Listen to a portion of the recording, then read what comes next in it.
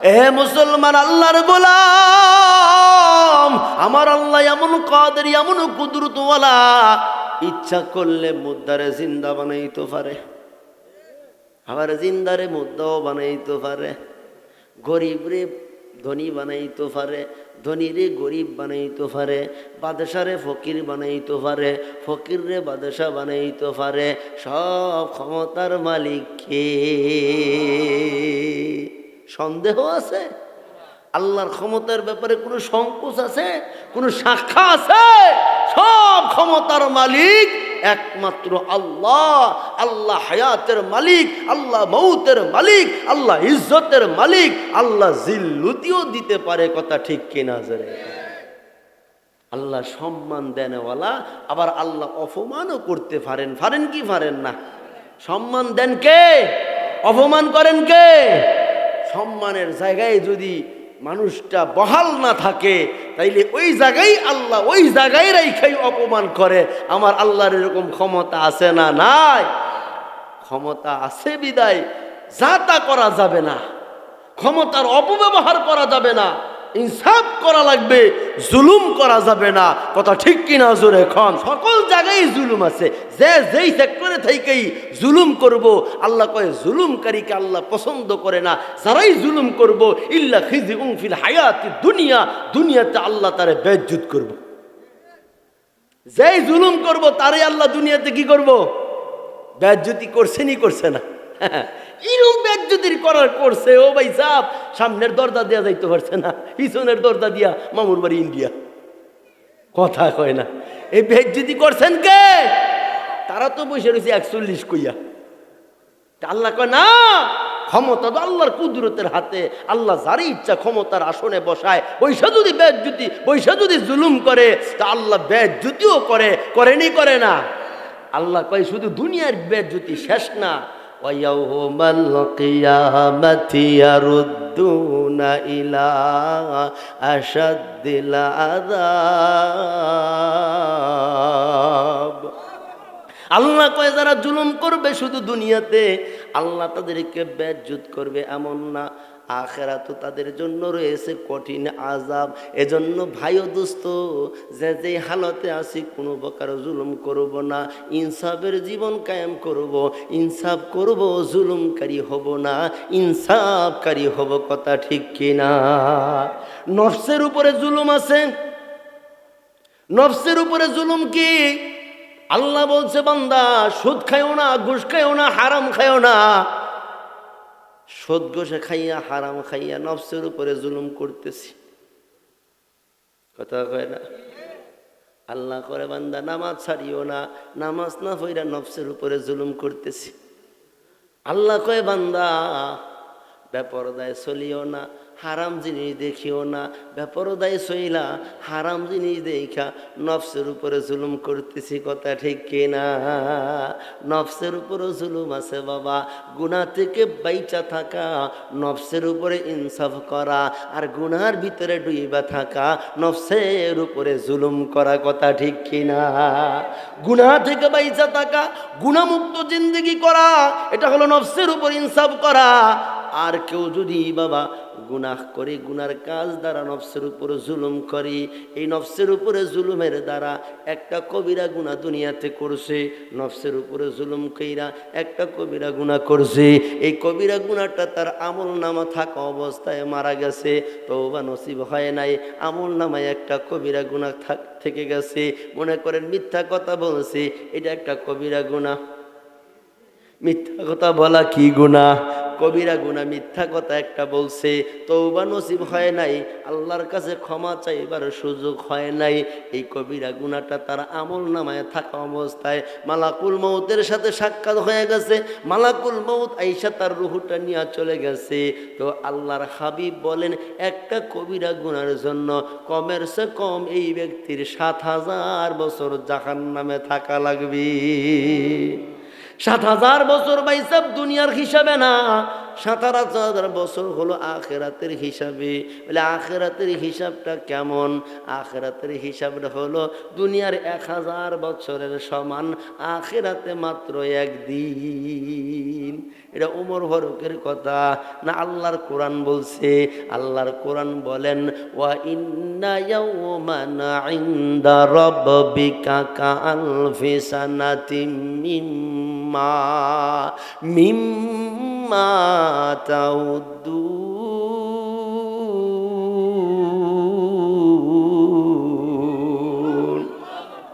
দুনিয়ার 1000 বছরে ভাই সব, আখিরাতে মাত্র একদিন। তো একটু মনেরে বুঝাইও, বালিশে মাথাটা লাগাইয়া গভীরভাবে একটু চিন্তা কইর। এই যে গুনার কাজ করি, কত নাফরমানি করি, কত সগল করি, শেকায়াত গিফত করি, কত কবিরা গুনার ফ্যাক্টরি খুলে রাখছি, কত কবিরা গুনাহ আমল নামায় জমা হয়ে গেছে, কিন্তু চোখে কোনো পানি নেই। তওবার নিয়তে কোনো দিন আল্লাহর দরবারে দুইটা হাত কোনো দিন বাড়াই নাই। এই হালতে যদি মরণ আইসা যায়, একটা কবিরা গুনার জন্য যদি 7,000 বছর, একটা কবিরা গুনার জন্য যদি 7,000 বছর ভাই সব জাহান্নামে থাকা লাগে, তাহলে এই যে শত শত কবিরা গুনাহ আমার আমল নামায় জমা হয়ে গেছে, আমার উপায় কি হবে? কি উপায় হবে? এজন্য মনেরে বুঝাও, বারবার মনেরে বুঝাও। হ্যাঁ, গুনাহ হয়ে যেতেই পারে, স্বাভাবিক, এটা অস্বাভাবিক কিছু না।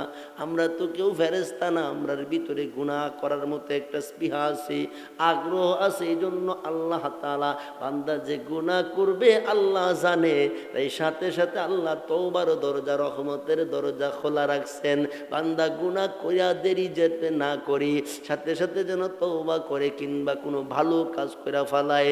একটা গুনাহ করে ফেলাইছে, সাথে সাথে যদি কোনো একটা ভালো কাজ করে ফেলায়, তো সাথে সাথে ওই গুনাহটা ভালো কাজের কাফারা হয়ে যায়, অর্থাৎ আল্লাহর তরফ থেকে মাফ হয়ে যায়। এজন্য ভাই ও দোস্ত, গুনাহ তো জীবনে কম করি নাই। আজকের পর থেকে, আজকের এই মাহফিলের পর থেকে ওয়াদা করব, জীবন আর কোনো গুনাহ করব না, কাউরে ঠগাইব না, কারো হক নষ্ট করব না, চগলখুরি করব না, শেকায়াত গীবত করব না, অন্যের মাল আত্মসাৎ করব না, সুদ ঘুষ হারাম খাবো না, নিজেও হারাম খাবো না, সন্তানদেরকেও হারাম খোর বানায়া দুনিয়াতে রাইখা যাব না। আজকে সমাজে, প্রতি সমাজে একটা অবজেকশন মুরব্বীদের, খালি হুজুর ফোলাফাইনদের ব্যাপারে কিছু ওয়াজ করেন, এরা বাপ মা মানে না, মুরব্বী মানে না, চাচাদারা মানে না, খালি বেয়াদবি করে, খালি উল্টা ফাল্টা চলে। এই অবজেকশন আমরা সমাজে আছে না নাই? কারণ কি? বহু গবেষণা কইরা, বহু চিন্তা ফিকির করে, অ্যানালাইজেশন করে দেখছি, কারণ হলো বাবা হারাম খানা ঢুকছে, এ দেহের ভিতরে হারাম খানা ঢুকছে। বাপে সুদ খাইছে, বাপে ঘুষের পয়সাই না, সুদের পয়সাই না, মানুষকে ঠগাইয়া হারাম ইনকামাই না, হারাম খাওয়াইছে সন্তানদেরকে। সন্তানের শরীরের মধ্যে হারাম রক্ত গোস্ত তৈরি হয়েছে। এ হারাম রক্ত গোস্ত সন্তানের শরীরে থাকা অবস্থায় এই সন্তান কোনোদিন আদবি হতে পারে না, আখলাকওয়ালা হইতে পারে না, বাইজিদ বোস্তামির মতো হইতে পারে না, খাজা কুতুবুদ্দিনের মতো হইতে পারে না, হাফিজি হুজুরের মতো হইতে পারে না, উজানির কারি ইব্রাহিম সাহেবের রহমাতুল্লাহ খেলার মতো হইতে পারে না, সরমনার আল্লাহর কুতুব ফজলুল করিমের মতো হইতে পারে না। কথা ঠিক কিনা? কারণ সন্তানের দেহের ভিতরে তো হারাম লোকমা ঢুকছে। এজন্য আজকে কথাবার্তা শুনে না, আদব কায়দা নাই, আমল আকলাক ঠিক নাই, কুস্তা নাই, বাপের খেদমত বুঝে না, মার খেদমত বুঝে না, মুরব্বীদের সাথে কিরকম আচরণ করব বুঝে না। কথা ঠিক কিনা? জোরে খান। এজন্য আমার যুবক ভাইদেরকে বলবো, ভাই, এই যে ভবিষ্যৎ তোমার প্রজন্ম সামনে আসতেছে, তোমার একটা ছেলে আল্লাহ দান করছে কিংবা একটা মেয়ে দান করেছে, ভাইও সাবধান, তাদের মুখে হারামের লোকমা তুলা দিবা না, হারাম খোর বানাইবা না। রিক্সা চালাও, ঠেলা চালাও, ভ্যান চালাও, দিন মজুরি কাজ করো, তার উপরও হালাল লোকমা টাইনা সন্তানের মুখে তুলা দাও। সন্তান হালাল খাইয়া হালাল জাদা হইব, কোনোদিন সে বেয়াদব হবে না, কোনোদিন সে বদমাইশ হবে না, কোনোদিন সে গাঁজাখোর হবে না, মদখোর হবে না, হিরোইনখোর হবে না, আব্বাখোর হবে না। কথা ঠিক কিনা? জোরে কান। হালাল খানা খাওয়াইছো, হালাল রক্ত হালাল গোস্ত শরীরে তৈরি হইছে, এই হালাল রক্ত হালাল গোস্ত তারে আল্লাহর ঘর মসজিদে নিয়ে যাবে, তারে নেক কাজের দিকে নিয়ে যাবে, তারে আল্লাহওয়ালার কাজে আল্লাহওয়ালাদের সুহবতে নিয়ে যাবে, ভালো চরিত্রবান হিসাবে আল্লাহ তারে দুনিয়াতে তৈরি করবে। কথা ঠিক কিনা জোরে কার? এজন্য এই মাহফিল থেকে পরিবর্তন হওয়া দরকার, আমাদের মধ্যে পরিবর্তন আনা দরকার। এতদিন গুনার কাজ করছি আর করব না, এতদিন হারাম খাইছি, নিজে খাইছি, সন্তানদেরকে খাওয়াইছি আর খাওয়াবো না, নিজেও হারাম খাইব না, হালাল খাইয়া ইবাদত করব। কারণ ইবাদত কবুল হওয়ার জন্য 1 নম্বর শর্ত হলো হালাল খাইতে হবে। কথা ঠিক কিনা? আজকে আমাদের দোয়া কবুল হয় না, নামাজ কবুল হয় না, জিকির কবুল হয় না, তেলাওয়াত কবুল হয় না। এই যে আল্লাহরে ডাইকা ডাইকা কই আল্লাহ বিপদ আপদ মুসিবত পেরেশানি দিও না, এরপরও খালি আমরা বিপদ আপদ মুসিবতে পেরেশানিতে ঘিরা ধরছে। কারণ কি? কারণ কি? একদিক থেকে আমরা ইমান হারা, অন্য দিক থেকে আমরা হারামখোর হয়ে গেছি। কথা ঠিক কিনা? ঘরে ঘরে সুদ ঢুকছে, ঘরে ঘরে হারাম ঢুকছে, ব্রাক বিমা এনজিওর নামে ঘরে ঘরে হারাম ঢুকছে। কথা ঠিক কিনা জোরে কন? মুসলমানের ঘরের ভিতরে হারাম ঢুকছে, এই ঘরে কেমনে ইবাদত কবুল হইব, এই ঘরে কেমনে দোয়া কবুল হইব? তাই তো এত দোয়া করি, এত ইবাদত করি, একটা দোয়া ইবাদত আল্লাহর দরবারে কবুল হয় না। কথা ঠিক কিনা? এই কারণেই মুসলমান তামাম পৃথিবী জুড়ে মার খায়। মুসলমান আজকে শুধু বাংলাদেশে না, পৃথিবীর যে কোনো রাষ্ট্রের দিকে তাকায় দেখেন, মুসলমান মার খায়, মুসলমান অধিকার বঞ্চিত, মুসলমান নিষ্পেষিত, মুসলমান নির্যাতিত। কথা ঠিক কিনা জোরে কর? কারণ কি? কারণ নাই? কারণ নাই ভাই সাহেব? কথা কারণ নাই। আমনগর এলাকায় ফোলা হইতে ফুটবল খেলে নিও, দুই গ্রুপের ভিতরে লোক থাকে কয়জন? 11 দোকানে ভাই সাহেব খেলছে, মনে বুঝা লাইছে কয়জন? 22 জনের ফাও কয়জন? কথা কয় না। ফাও কয়টা? 44টা ফাও। বল কয়টা? আপনার কষ্ট হইতে আছে। ওয়াজ তো ভাই সাহেব সামনে আইতে আছে, এমন ওয়াজ আপনার করে শোনামু, দেখবেন এটা কোনোদিন শুনছেন না, জামাতে নতুন শুনবেন ইনশাল্লাহ। কর ওয়াজের পরিবেশ করা দরকার আছে, ঠিক না স্যার মুরব্বী? পরিবেশ দরকার আছে না?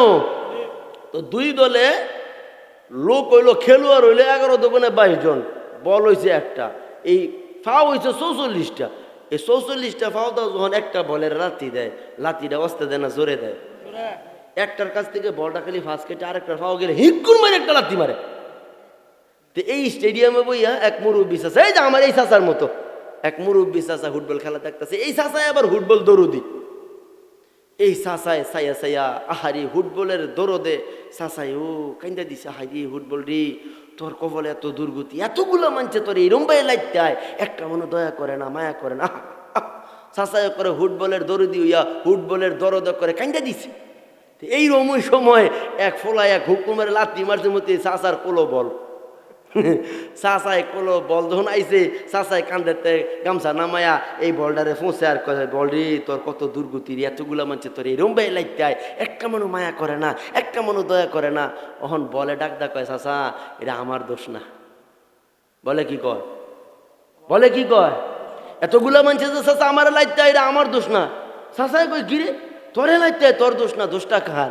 চাচা আমার ভিতরে ফাঁকা ডাল। চাচা ও যদি আমার ভিতরে ফাঁকা না থাকতো, যদি রড থাকতো, সিমেন্ট থাকতো, সিলেকশন থাকতো, সুনামগঞ্জ ছাতকের বড় বড় ফাত্তর থাকতো, এই 44 ফাও কেন 44 কোটি ফাও একত্রিত কইরা একটা লাথি দেওয়ার সাহস পাইতো না। মুসলমান তোমার সিনার ভিতরে যদি ওয়াহদিয়ানাত ওয়াহদানিয়াতের ঈমান থাকতো, আল্লাহর প্রতি ঈমান, রাসূলের প্রতি ঈমান, আল্লাহর কোরআনের প্রতি ঈমান থাকতো, তো দুনিয়ার বেঈমানেরা তোমার দিকে তোমারে ফিডানি দূরের কথা, বাঁকা চোখে তাকানোর বন্ধ তো সাহস পাইতো না। কথা ঠিক কিনা জোরে খা? এজন্য সুযোগ দেওয়া যাবে না, পরিবর্তন হওয়া লাগবে, ঈমান দিয়া সিনা ভরপুর করা লাগবে, মুকাম্মেল ঈমান হওয়া লাগবে, ঈমান হারা হওয়া যাবে না। কথা ঠিক কিনা জোরে কন? সিংহের মতো গর্জে উঠতে হবে।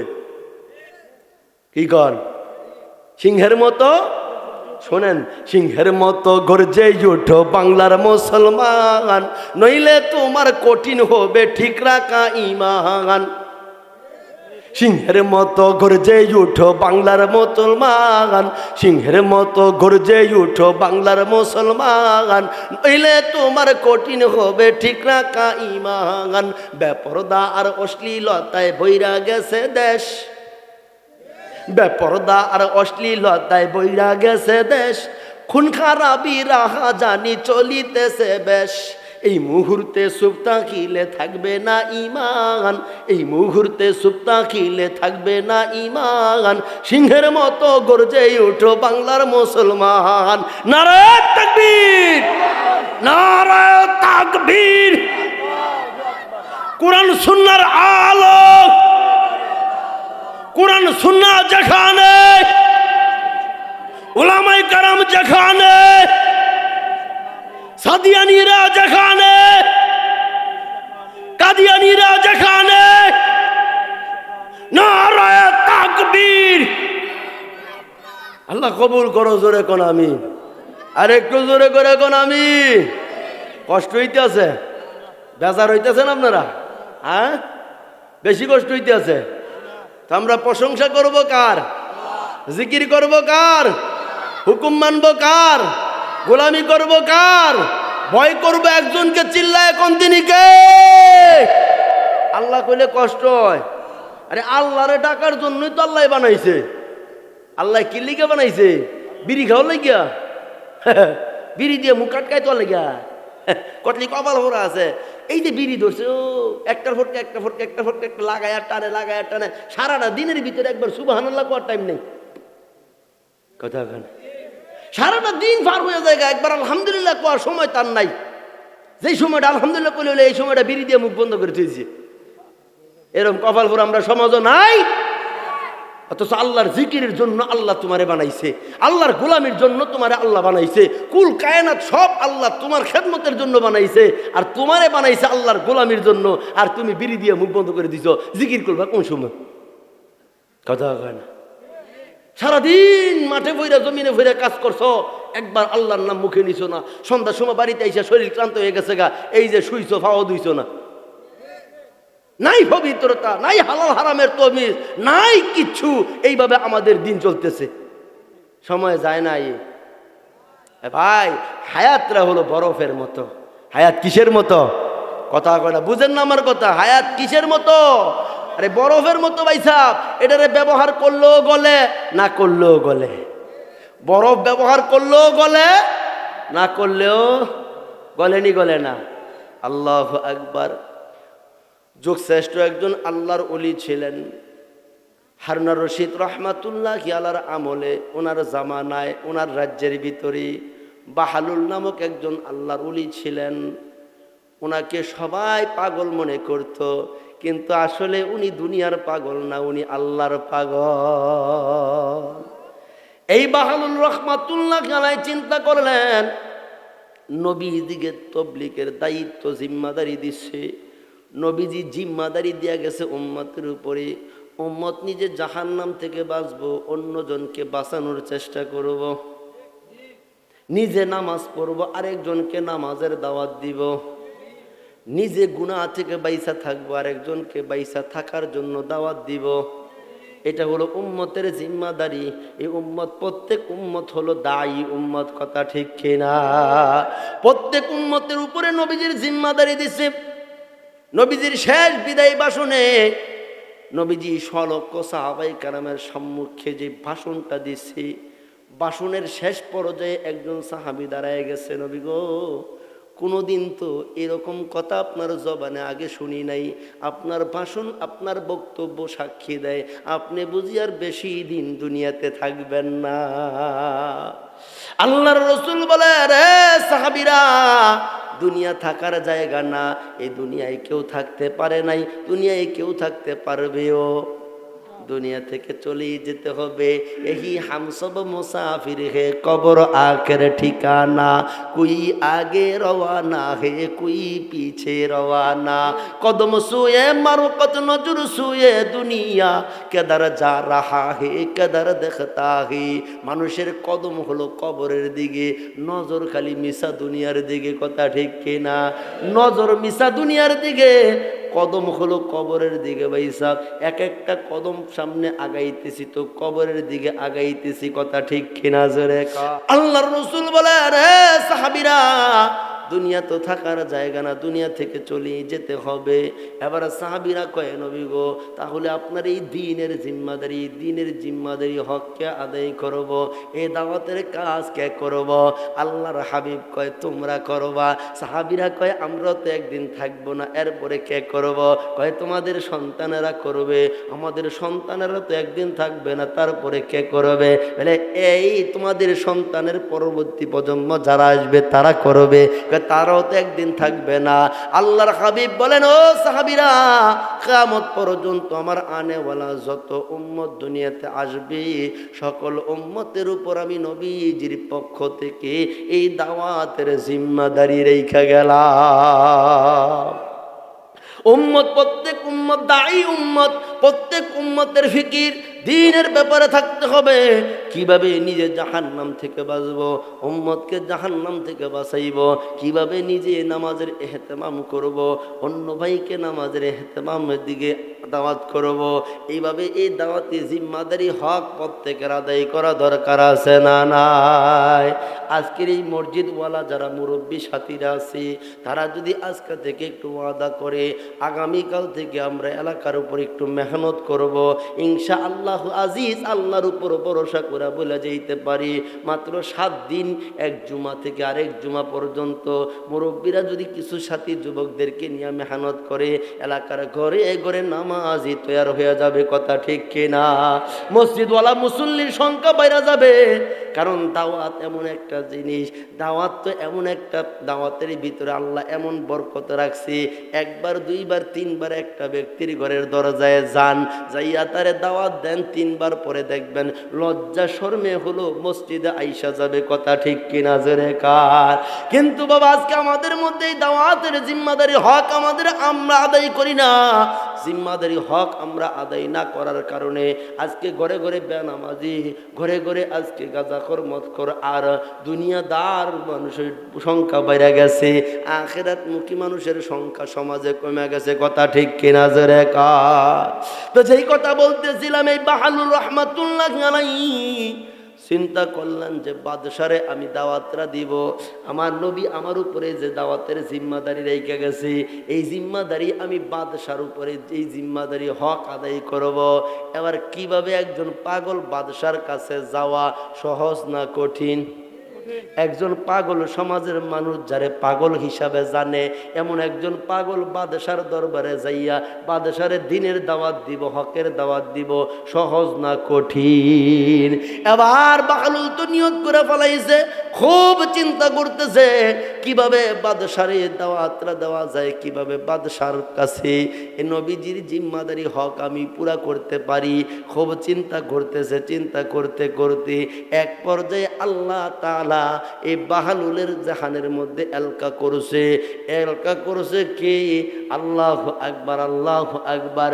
বাহালুল রহমাতুল্লাহি আলাইহি একটা বরফের একটা খণ্ড মাথার উপরে লইয়া এবার হারুনার রশিদ রহমাতুল্লাহি আলাইহি রাজ দরবারের সামনে দিয়া যায়, আর চিল্লায় কয়া, আইয়ুহান নাস ইন তাশতারি হালাক ওলাম তাশতারি হালাক, হে দুনিয়ার মানুষ, ইয়া আইয়ুহান নাস ইরহামনি ইন তাশতারি হালাক আওলাম তাশতারি হালাক, ও দুনিয়ার মানুষ তোমরা কে আছো গো?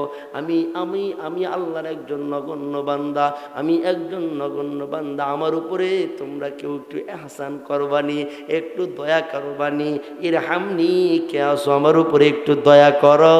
ইন তাশতারি হালাক আওলাম তাশতারি হালাক, আমি এমন একটা জিনিসের ব্যবসা করি যেটা কিনলেও শেষ, না কিনলেও শেষ।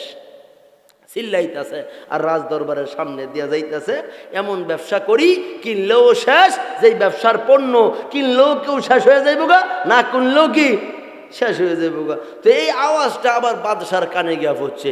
বাদশাহ কয় কিরে, জীবনে কত ব্যবসায়িকের নাম শুনছি, কত পণ্যের ব্যবসা দেখছি, কিন্তু এরকম ব্যবসায়িকের নাম ওদের কোনোদিন শুনছি না। আর এই কি পণ্যটা এরকম বেচা কিনি করে, কি ব্যবসাটা করে, কিনলেও শেষ হয়ে যাবে গা, না কিনলেও শেষ হয়ে যাবে গা। তখন বাদশাহ তারে দেখতে মন চাইছে, এই পণ্যটা দেখতে মন চাইছে, কোনটা কিনলে ও শেষ, না কিনলেও শেষ। উজিরে ডাক ডাক, উজির যাও, এই দেখো এই ব্যবসায়ীকে ডাইকা রাজ দরবারে নিয়ে আসো। উজিরে পিছনে পিছনে গিয়ে ডাকে, এ ব্যবসায়ী, বাদশাহ তোমার রাজ দরবারে ডাকছি। এখন বুঝেন এই বাহালুলের বাদশার কাছে যাওয়া সহজ হয়েছে না কঠিন হয়েছে? আল্লাহু আকবার। এবার এই বাহালুর রহমাতুল্লাহি আলাইহি যখন রাজদরবারে বাদশাহ হারুনুর রশিদ রহমাতুল্লাহি আলাইহির সামনে যাইয়া দাঁড়াইছে, ইয়াবার জহরে জহরি চিনে, বাসুরে চিনে গাই, মুরগায় মুরগি চিনে, কুত্তায় চিনে ছাই, যার মধ্যে যেইটা আছে সেইটা দেখলে বড় চিনে, কথা ঠিক কিনা? মেকারে মেকার দেখলে চিনে, সোরে সোর দেখলে চিনে, গাঁজা করে গাঁজা খোরে দেখলে চিনে, নি চিনে না। একটারে লয়ে গেছি সিল্লার মধ্যে ধরে ছিঁড়ে, কই যাক সিল্লাত গেলে নি দেখি কিছু বালা হয়নি, গাঁজা গোজানি খাওয়া কিছু কমে, হ্যার বাপও মায়ও আমারে খুব ধরছে হুজুর, আশা আপনার লগে গেলে আল্লাহ দিলে চরিত্রটা পরিবর্তন হইব গা, 40 দিন নামাজ পড়লে গাঁজা গোজা যদি ছাইরা দেয়, এর যন্ত্রণায় ঘরের দুয়ারও থাহার বাউ নাই, মাঝে মাঝে মার গলার মধ্যে ছুরি ধরে লায়, বাপের গলার মধ্যে বড়ি ধরে লায়। মা বাবা কি বুঝেন, শান্তি না অশান্তি? এই মা বাবা আমার ঠিক মতো ধরছে, তারে লইয়া আল্লাহ রাস্তা যাইতাম 40 দিনের লাগে, খরচপাতি যা আছে দিব, আরো কিছু হাত দিও আমারে দিব, কারণ মা বাবা তো শান্তি না অশান্তি? অশান্তির ভিতর আছে। অনে আরে লইয়া গেলাম বুয়াপুর, চিনেন নি আপনারা? টাঙ্গাইল বুয়াপুর। ও খোদা, হেনে গিয়া আসল নামাজের পরে তারা ভাই না, ব্যাপার কি খুঁজে দিই, এই হাই গিয়া হেন গিয়া বাউ করে লাইছে, হেন গিয়ে ও চিনে, অত যার মধ্যে যেটা আছে হ্যাঁ এটা দেখলে চিনে, কথা ঠিক কিনা জুড়ে কন? তো হারুনুর রশিদ রহমাতুল্লাহ তো আল্লাহওয়ালা, ওনার ইতিহাস থেকে পাওয়া যায় হায়াতে কোনোদিন তাহাজ্জুদ কাজা নাই। ওনার ইতিহাস থেকে পাওয়া যায় এই যে একটা দেশের বাদশাহী করছে, এরপরও প্রতিদিন কমের চেয়ে কম 200 রাকাত নফল নামাজ পড়ছে। তো বাদশাহ হারুনুর রশিদ তো তাকাই বাহালুলের দিকে তাকাই বুঝালাইছে, এ তো দুনিয়ার পাগল না, তা আল্লাহর পাগল। ডাকে দিয়া কয়, বাহালুল, মাথার মধ্যে বরফ খণ্ড লইয়া চিল্লাও, ইং তাস্তারি হালাক আওলাম তাস্তারি হালাক কয়া চিল্লাও। এটা কি এমন ব্যবসা, এটা মাথায় নিয়া এই ব্যবসার কথা বইলা চিল্লাও, এটা আমার একটু হ্যাকমতরা বোঝাও, এটার হ্যাকমতরা কি? এবার বাহালুল ডাকে দিয়া কয়, বাদশাহ, এই যে বরফ খণ্ডটা আমার মাথার উপরে, এই বরফ খণ্ড যেমন কেউ কিনলেও এটা গইলা শেষ হয়ে যাবে, কেউ না কিনলেও গইলা শেষ হয়ে যাবে, কেউ এটা দিয়া কোনো কাজ করলে ব্যবহার করলেও যেমন গইলা শেষ হয়ে যাবে, ব্যবহার না করলেও যেমন গইলা শেষ হয়ে যাবে। বাদশাহ, আল্লাহ তোমারে আমারে যে হায়াতের জিন্দিগিটা দিয়েছি, এই হায়াতটা হলো বরফের মতো, কেউ হায়াতে আল্লাহর গোলামি করলেও হায়াত শেষ হয়ে যাবে, কেউ হায়াতে আল্লাহর গোলামি না করলেও হায়াত শেষ হয়ে যাবে, কথা ঠিক কিনা?